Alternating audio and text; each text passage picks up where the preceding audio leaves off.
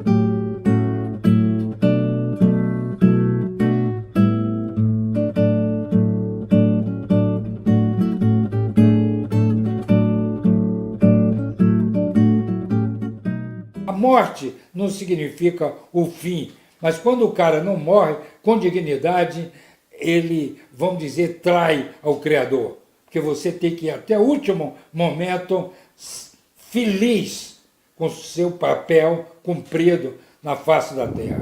Bom, eu estou indo agora ver a exposição iconográfica da Deus e o Diabo na Terra do Sol, 50 anos, do Glauber Rocha. Eu sou primo dele, fomos criados juntos, eu acompanhei toda a trajetória dele e na última etapa da vida dele ele veio a Brasília, continuamos juntos e realmente o que o Glauber fez é uma obra fantástica e se casa bem com Brasília, porque Deus e o Diabo agora completou 50 anos, foi 4 meses depois do golpe.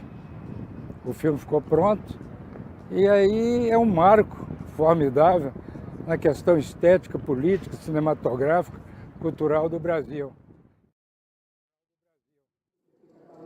E o Rogério Clark foi para o Brasil só para fazer o projeto gráfico. E esse é interessante porque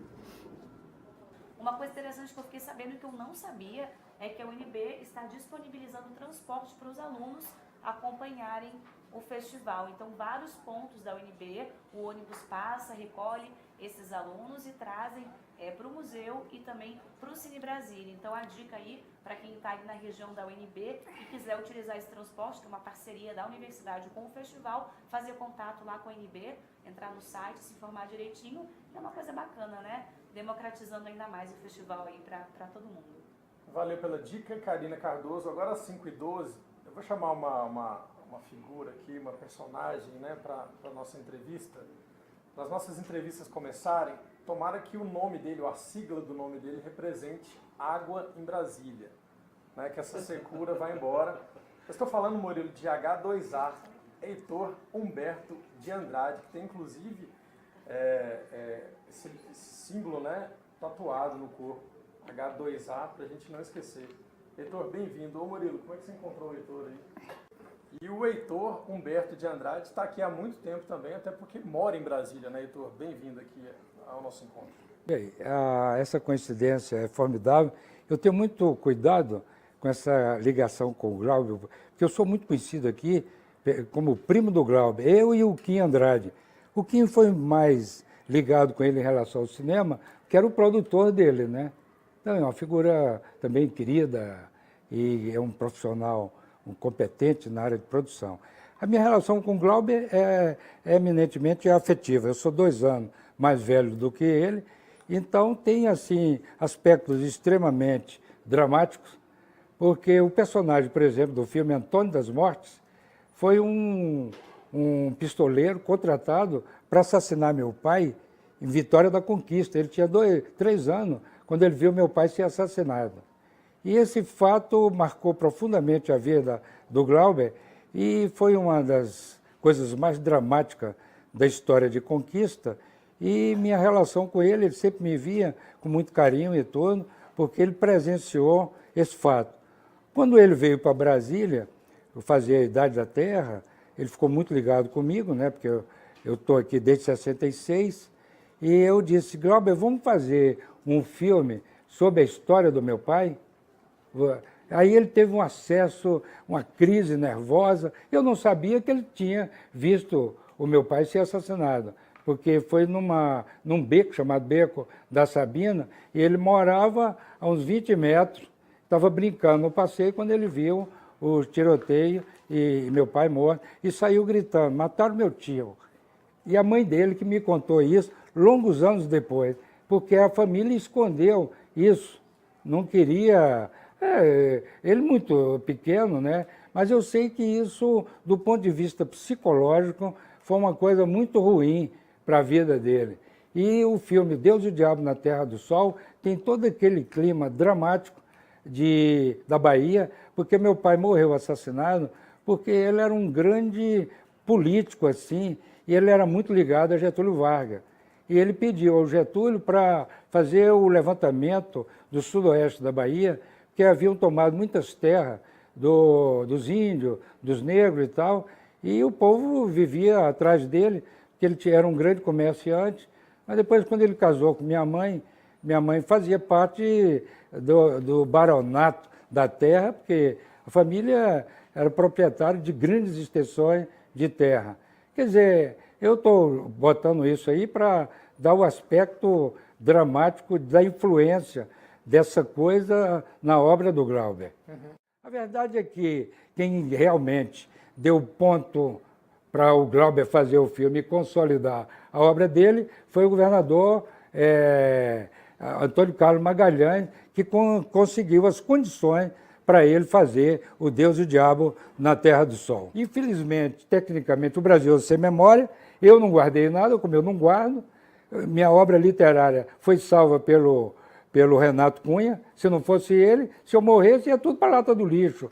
Porque as famílias não se preocupam com os acervos. Brasília, por exemplo, o Vladimir Murtinho, foi um dos maiores diplomatas do Brasil, morreu, a casa dele foi vendida, os livros dele foi vendido para um sebo, e foi um barão do Rio Branco contemporâneo. Foi o homem que fez a transferência do Rio de Janeiro para Brasília. Quer dizer, o Brasil não tem memória, inclusive o Glauber, o Templo Glauber, está arriscado a desaparecer, porque não há investimento cultural. O empresariado brasileiro não descobriu que a indústria cultural é a mais importante do mundo, é a única que faz história. Estamos falando com o Heitor Humberto de Andrade, jornalista, participando aqui do Festival de Brasília de Cinema Brasileiro. Eu tenho muita visibilidade na internet. Se você entrar no Google, deve ter 900 mil pesquisas a meu respeito.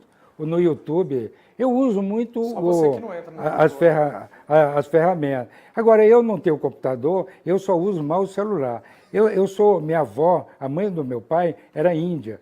Então, eu tenho, assim, uma conotação muito forte com a natureza. Então, eu tenho uma certa dificuldade de incorporar a tecnologia. Mas a questão, por exemplo, da memória, um país é a moeda, o território e a língua. Se a moeda já foi para o Beleléu, o território também. E agora parece que vão desestruturar a língua portuguesa, que eu estou vendo aí uns movimentos perigosíssimos. Quando você destrói a linguagem de um povo, você destrói a nação. Se o Brasil perder a língua portuguesa como língua oficial e dentro dos padrões, vamos dizer, acadêmicos, aí nós estamos, acabou a pátria. Aí pode vir tudo e alguém ocupar o país. Porque nós somos a língua. Eu digo como Fernando Pessoa, minha pátria é a língua portuguesa. Eu não tenho nada a ver com o território, que eu não sou proprietário de nada. Eu nem aposentado sou, eu sou um homem-aranha. Eu vivo do que eu teço no dia a dia. Então não tenho nenhum vínculo empregatício, nem na área privada, nem pública. Eu sou um milagre existencial no plano econômico. E andarilho. E andarilho. Porque, como eu estudei muita alquimia, então eu sou um ser alquímico, o Renato Cunha, porque ele veio a mim porque um amigo dele, um semiótico e tal, um sujeito fantástico, disse assim, eu estou aqui com o primo do Glauber. Aí ele veio me conhecer para ser primo do Glauber. E aí começamos a falar muito, eu expliquei sobre a minha obra, ele disse, eu quero conhecer, porque ele é um doutor em literatura. Aí eu peguei uns baús, 50 anos de literatura e botei tudo na mão dele. Pouco tempo depois, ele editou Minha Moldura é o Universo e fez um ensaio crítico desse livro. Mas só tem poema de 50 anos atrás. Aí eu disse, você fez é póstumo, eu me sinto um poeta morto. Ele disse, não, fique tranquilo, daqui a algum tempo eu vou lançar um outro livro. Aí lançou O Cão Selvagem. E esse livro é a minha cara, eu sou aquilo ali. E já está sendo traduzido para o alemão, para o inglês, para o espanhol, que é fantástico. A UNB tem tradutores de todas as línguas. Então eu estou me articulando com todos os professores e estou liberando o livro para ser traduzido para o mundo inteiro. E um vidente me disse que eu ia escrever o maior best-seller do mundo. Eu acho que é O Cão Selvagem. É Corpos de Concreto? É, porque esse foi queimado, felizmente, pelo Exército. Eu tenho uma grande gratidão por eles terem queimado esse livro. Mas sobrou 100. E com esse 100 eu entrei para a história da... Não tenho nenhuma censura ao Exército por ter queimado, porque eles fizeram a obrigação dele, porque a minha ideologia era absolutamente contrária ao sistema que estava sendo implantado, apesar de eu não ter nenhum vínculo com a esquerda, nem com o marxismo, nem com o Partido Comunista, porque o meu partido é o anarquismo. Heitor Humberto de Andrade falando com a gente. Mas agora aqui com o Glauber eu vejo o seguinte, que eu de uma forma quase anônima, silenciosa, tinha mais ou menos a mesma sensibilidade dele em relação ao que estava ocorrendo na Revolução. Só que eu me antecedi muito.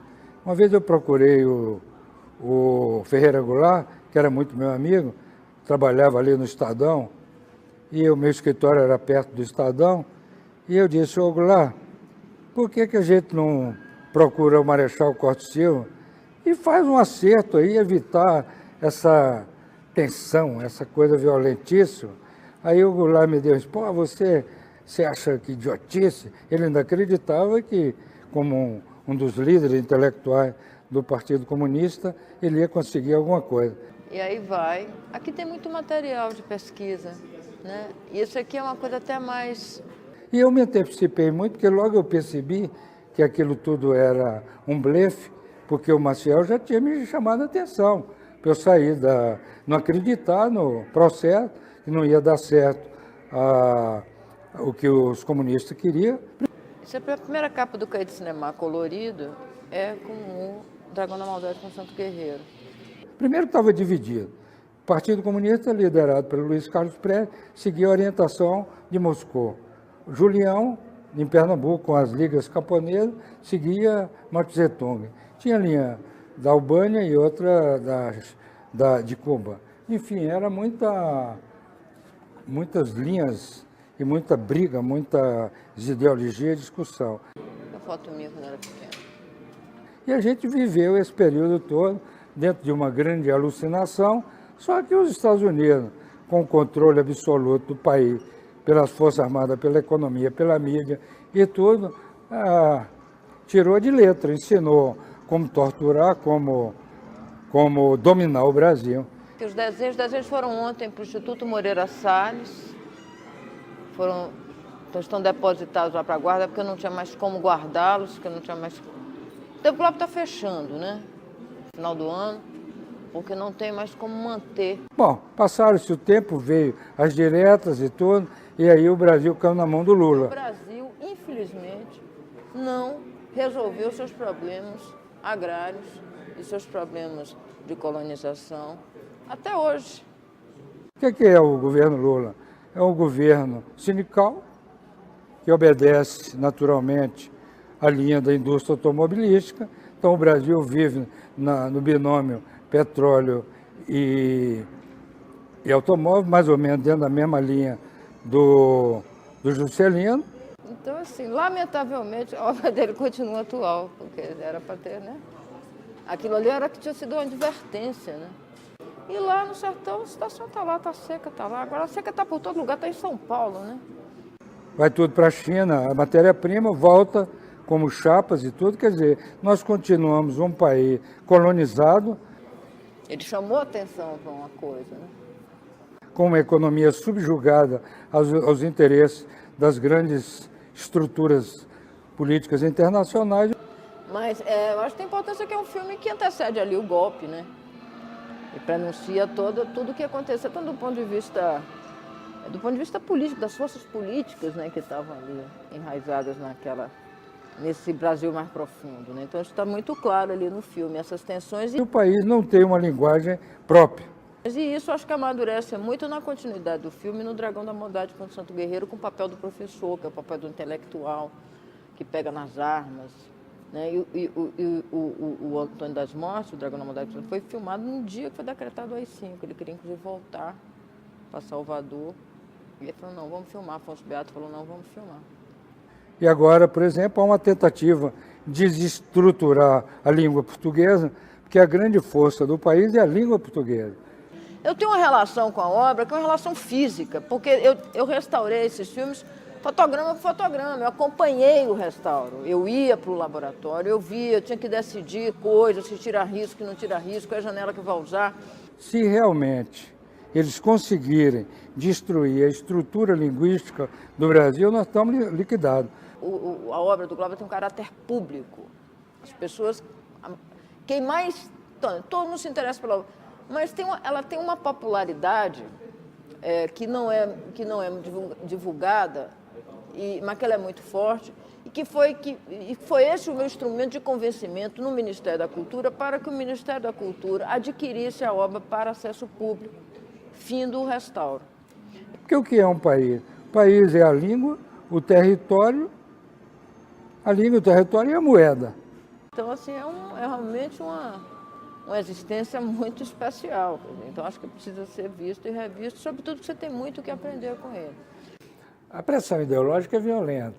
42 anos, a pessoa não produz essa quantidade de coisa, com essa repercussão internacional e tal, e é perseguido, condenado à morte pela ditadura.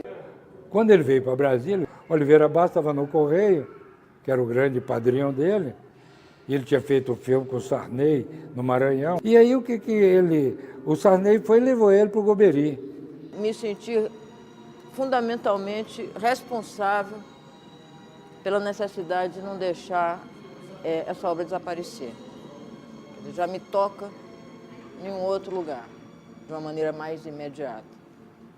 Os grandes ídolos do país, morreu todo mundo, né? Glauber morreu aos 42 anos de idade. Fez 22 filmes, sendo 12 longa-metragens e 10 curta-metragens. E eu sou vamos dizer, um sobrevivente. A natureza biológica me permite esse vigor físico de poder estar aí em plena juventude, vamos dizer, cultural, porque nós estamos de novo numa adolescência ou numa infância. Estamos em pleno ano eleitoral, não sabemos nesse jogo quem vai ficar. Morreu o Suassuna, morreu o Baldo, morreu o Chico Anísio e tal. O que eu me lembro do Deus Diabo na Terra do Sol foi o dia que ele saiu para filmar, que foi no dia do meu aniversário de 3 anos. Isso eu me lembro, que ele passou num jipe. Eu espero ter longos anos de vida ainda, porque minha geração morreu quase todo mundo. E aí ele veio me dar um abraço e tal, e tinha minha avó tinha me dado uma capinha que parecia a capinha do Antônio das Mães, eu me lembro só disso. E o Glauber, com 3 anos, viu meu pai ser assassinado. Então ele tinha um trauma psicológico com ele. Tanto que o filme, O Antônio das Mortes, era o cangaceiro que foi contratado para matar meu pai. Está lá no filme. Foi a primeira restauração digital de um clássico feito na América Latina em preto e branco. E meu pai, em 45, que era meio contrário àquele esquema, porque ele era amigo do Getúlio, mataram meu pai. A ideia, na época, era justamente por conta das escolas de cinema, Glauber virou currículo obrigatório, porque não tinha escola de cinema, faculdade de cinema. O negócio é um fenômeno recente, de 15 anos para cá, 20, máximo. Então, Glauber é currículo obrigatório. Você vê, é muita história, né? E esse acervo documental é tão importante quanto a filmografia do Glauber, que a gente chama Produção Intelectual de Glauber Rocha, que foi tombado pelo CONARC, o Conselho Nacional de Arquivos, uma obra de interesse público e social. Ideologicamente ou culturalmente, nós somos um país agora sem nenhuma identidade. Então foram 12 anos, né, de trabalho de restauro dos filmes e de todo esse acervo documental. Enfim, o país está mais ou menos órfão. Eu acho que é a obrigação do Estado manter isso e dar acesso público. Quem faz o país não são os governos só, eles são também coadjuvantes. Quem faz o país é a sua, vamos dizer, seu inconsciente coletivo, como diz o Jung, o inconsciente coletivo. E como nós estamos dentro de um fenômeno globalizado pela internet, pelas grandes tecnologias, que muda toda a história da humanidade, com toda essa parafernália, vamos dizer assim, da eletrônica, da física quântica, enfim, apesar de ainda estamos subjugados aos fundamentalismos do Oriente, né, dos Islã e do catolicismo, dos evangélicos. É um Bispo Macedo se tornando o maior líder espiritual do mundo. E aí também teve toda a explosão do filme, né? O filme foi para Cannes, né? E aí mexeu nas estruturas do cinema brasileiro, tinha todo o movimento do cinema novo naquela época, né? Nelson Pereira dos Santos, aquela coisa toda. Eu acho que é uma importância de junto não só com o Deus e o Diabo, mas aquele movimento do cinema novo como um todo, ele marca, né, uma postura, né, da expressão cinematográfica do Brasil na época para o mundo. É como Paulo Emílio fala, né, Paulo Emílio Salles Gomes, que é o fundador desse festival, um Brasil sem cinema um país sem cinema é um país sem imagem. Agora que as coisas estão se recompondo, eu vejo movimentos de recomposição e tal, e aí tem um mestre aí para a gente estudar, né? E eu fiquei falando com isso aqui na mão, parecia que isso era meu microfone, né? Agora, como reinventar o Brasil? Esse é o grande desafio.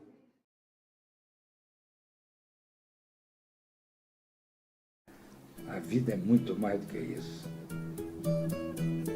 É o cinema do imprevisto. É o cinema do imprevisto. A estética do imprevisto. Olha aí, a estética do imprevisto. A estética...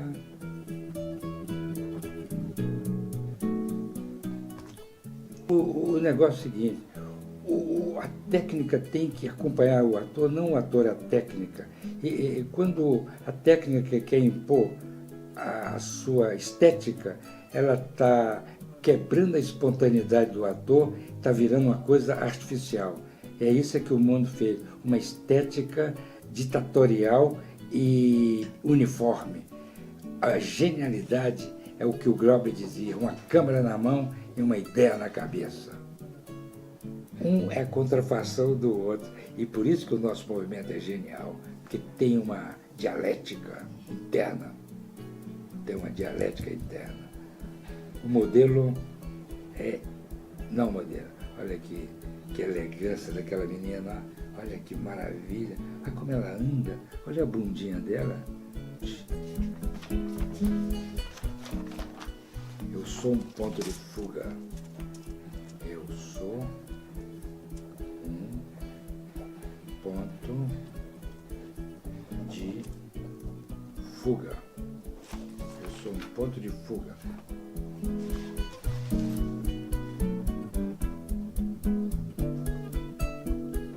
Um poema, bicho.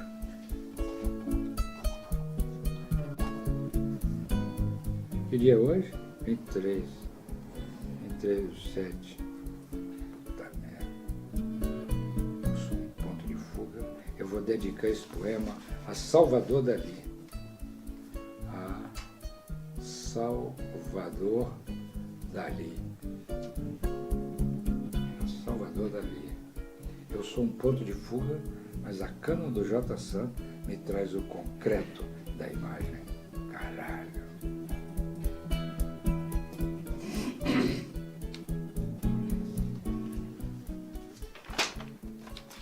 A genialidade é captar o espontâneo e não o fixo. Porque é uma coisa cadavérica. Só os cadáveres não se movem. Só os cadáveres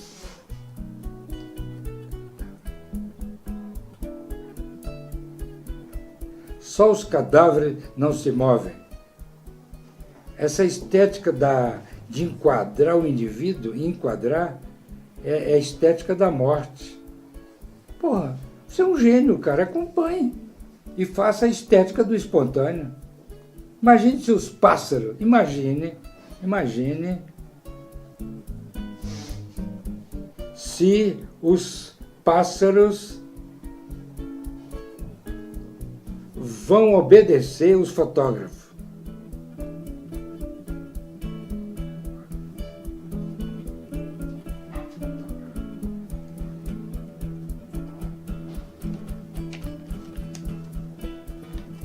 Imagine se os pássaros vão obedecer os fotógrafos. Imagine se os pássaros vão obedecer os fotógrafos.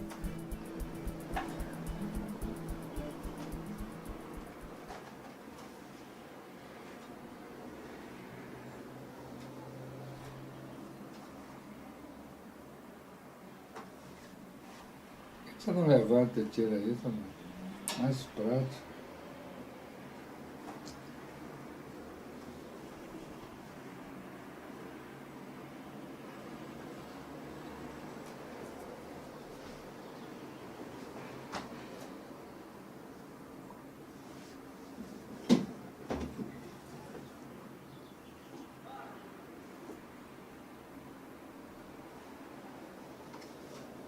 Que ótimo! O Brasil não está crescendo.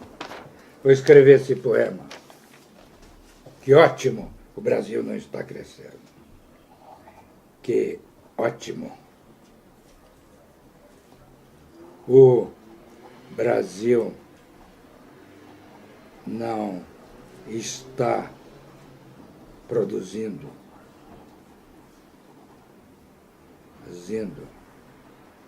Quanto menos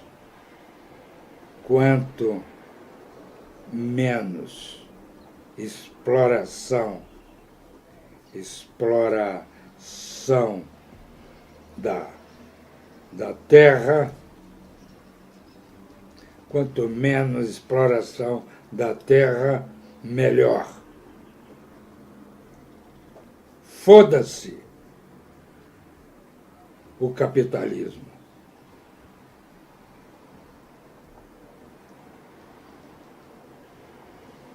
Foda-se o capitalismo. Oh, que ótimo, o Brasil não está produzindo. Quanto menos exploração da terra, melhor.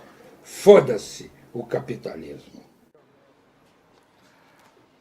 A natureza se organiza de forma espontânea. O homem é que dá uma forma técnica, pragmática, geométrica, científica, mas isso é produto da engenharia mental do homem, a matemática, os cálculos, enfim, o homem reinventa a natureza com os meios que dispõe científicos, ele vai moldando a natureza ao seu bel prazer. Antes, de forma primitiva, ele morava nas cavernas. Ali ele fazia seus painéis, fazia suas inscrições, etc., se protegia. Depois ele foi para os espaços externos, começou a construir com palha, enfim, fazer os aglomerados das aldeias, aí, os índios, povo primitivo. Aí, daí passou para o barro. Aí começou a fazer tijolo de adobe, telha e tal, e até chegar nessa parafernália gigantesca, tecnológica, fantástica, que nós vivemos hoje. Da mesma forma, o mural é uma reconstituição, vamos dizer assim, da evolução do homem. Eu pego essas revistas, começo a recortar, e de uma forma espontânea, começa bem simples, e depois a gente vai fazendo as montagens. Aí entram os impulsos sexuais, as taras, as anormalidades, os absurdos, entendeu? E isso tudo mostra o que é a humanidade, o que é a cidade. Ela é toda uma composição biológica, emocional, tecnológica. Então ali você vê um cavalo cheirando uma xoxota, ali você vê a catedral com uma coroa na cabeça de uma criança, com a boca aberta, dando um grito maravilhoso. Enfim, você reúne homens, mulheres, crianças, objetos, barcos, e vai compondo isso. Aqui eu posso dizer que estava projetado minhas emoções, como é que eu vejo o mundo, como é que eu vejo as formas, e essa coisa um pouco erótica também, que leva a fazer essas composições, como se isso aí fosse uma grande suruba de imagem, um grande festim, uma orgia, onde a liberdade de você montar esses objetos, as fotografias, ao seu bel prazer, ao seu bel prazer. E também tem um aspecto fundamental, é que é conforme o estoque de revista que você dispõe, e daí você sabe o que pode montar. Por exemplo, não tinha nenhum Playboy aqui, então não há uma predominância de coisas mais eróticas. Mas, de qualquer forma, é a própria sociedade de consumo que está aí. Muita garrafa, muito vinho, bicicleta, cigarro, charuto, barco, enfim. Mas o que predomina mesmo nessa sacada é esse teatro de imagem que estão mostrando, esse teatro de imagem, que está mostrando todo o desempenho dos atores, que somos todos nós, em relação com a fotografia e as possibilidades geométricas dos cortes que se dá com as imagens. Então, é mais ou menos isso que é a grande sacada.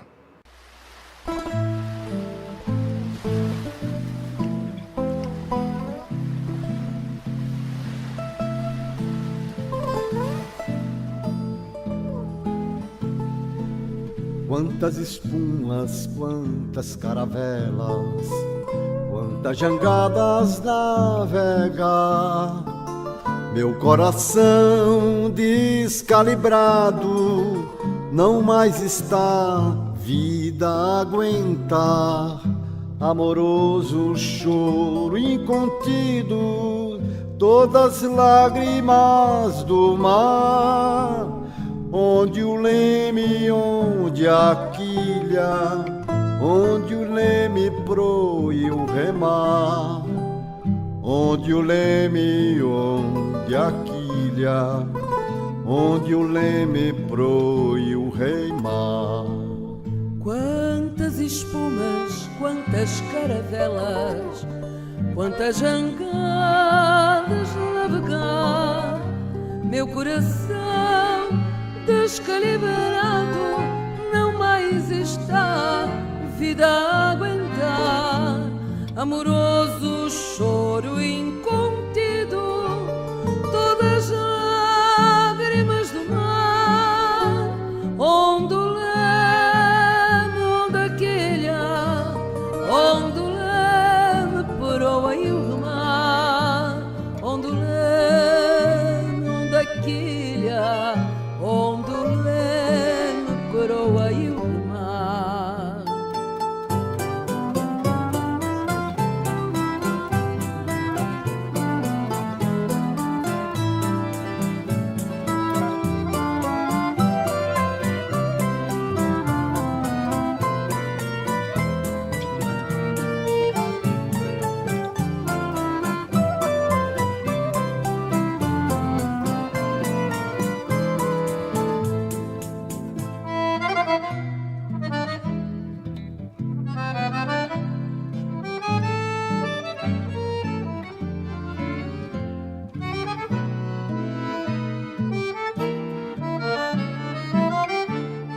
Frente à morte, frente à vida, pessoas, paisagens, passagens, entre a morte, entre a vida, respira, expira, aspira,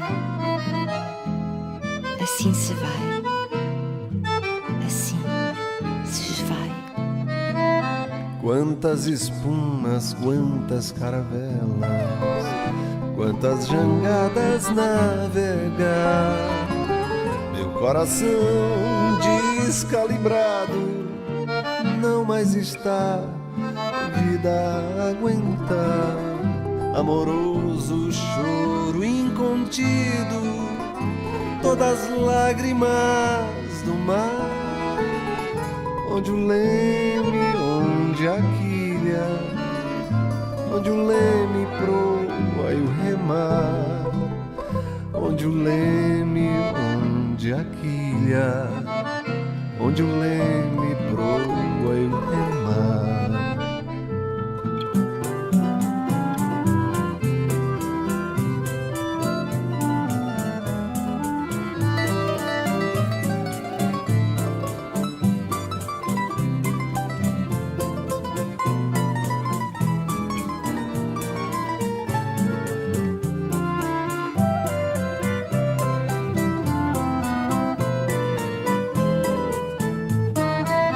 Quantas espumas, quantas caravelas, quantas jangadas navegar, meu coração descalibrado não mais está vida a aguentar, amoroso choro incontido, todas lágrimas do mar, onde o leme, onde a quilha, onde o leme proa e o remar, onde o leme, onde a quilha, onde o leme proa e o remar, onde o leme proa e o remar, onde o leme proa e o remar, onde o leme proa e o remar.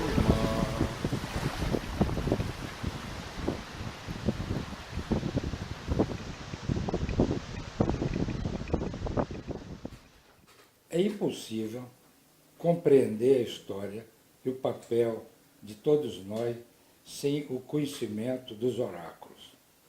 Existem 3 grandes oráculos na história da humanidade. O tarô, origem egípcia, hebraica, raça branca. O Xing, raça amarela, China. E o Buzo, que é do continente africano. São 3 linguagens fundamentais. Lógico que tem também as runas ali dos celtas, na Europa. A verdade é que tudo se constrói com a linguagem.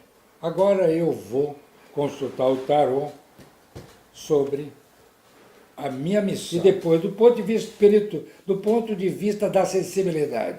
Eu não quero falar em espiritualidade para não cair na mistificação religiosa. Eu vou falar a questão da sensibilidade, que está acima do intelecto. A sensibilidade é a magia, é o sapo. Fui no quilombo Mandacaru e lá encontrei esse sapo como grande símbolo. O que é o sapo? É o animal mais sagrado da natureza. Ele contém todos os venenos e dentro dele dá todos os remédios. O sapo é o animal mais alquímico. Os laboratórios estudam, mas não falam. Daqui sai remédio para câncer, para tudo, porque o sapo é o animal mais misterioso da natureza. Por isso que todas as lendas, todas as fábulas têm um sapo. E o sapo é o nosso símbolo, é quem nos comanda, que é a grande magia da alquimia da natureza. Depois, do ponto de vista afetivo, o coração, o amor, o que significa, como é essa energia nessa causa. A força. Nós temos a força do amor, a energia criadora. E agora vem a questão da justiça, da inteligência, da constitucionalidade da relação social em todos os sentidos. A grande justiça, não essa justiça horizontal, manipulativa, não. Eu estou falando da constituição do universo, que envolve o homem e a natureza e o cosmos. Saiu o sol. A Constituição é a luz, os iluminados, a luz que vem de dentro para fora. E do ponto de vista astrológico, nesse momento, qual o planeta que comanda esse movimento? Qual o planeta que comanda esse meu movimento, cuja origem está lá no São Francisco com J. Santos, que construiu um barco que nenhuma organização governamental teve condições de navegar com um palmo. Criou um barco onde pode ir em qualquer área do rio e não afunda, não encalha. Só mesmo, até brincando, aquele grande francês ecologista, o J. Santos é um Jacques Cousteau lacustre, que é coragem tremenda. Tudo que eu falar tem ligação com o Rio São Francisco. Não podemos esquecer a desgraça desse rio, começando em Pirapora, onde a gente sente a tragédia. Destruíram as nascentes, mas desmataram tudo. E agora é a resposta da natureza. Vamos ver do ponto de vista astrológico que força nos comanda nesse momento. O renascimento, a ressurreição, o chamamento do alto. Porque existe uma inteligência cósmica. E quando a gente ignora ela, a gente fatalmente é sucumbido. Porque o homem tem que ir até o último dia da sua vida iluminado. Então é a ressurreição. Para encerrar esse momento da consulta do oráculo, eu vou fazer a última pergunta. A última pergunta. Como fazer essa estratégia? Com a espada na mão. A justiça. Com o exército. Heitor Humberto de Andrade.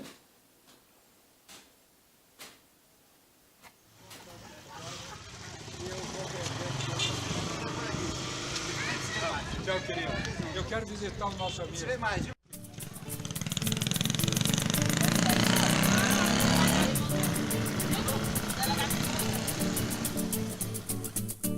Canoa, lua, lelê, canoa.